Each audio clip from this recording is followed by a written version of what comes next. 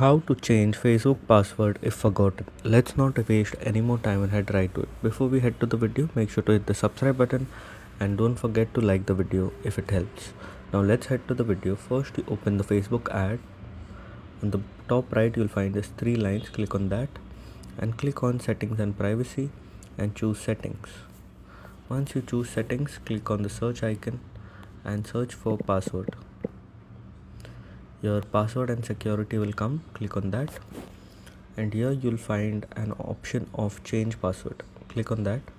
Here of course you have to choose the account and then it will ask you your current password and then new password and retype, but you have forgotten your password, so you have to click on forgot your password.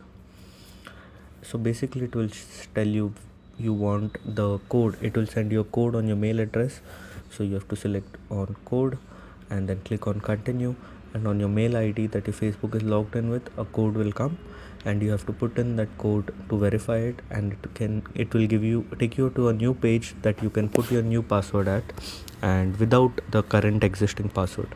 So if this video helped, make sure to leave a like and don't forget to subscribe. Thanks for watching.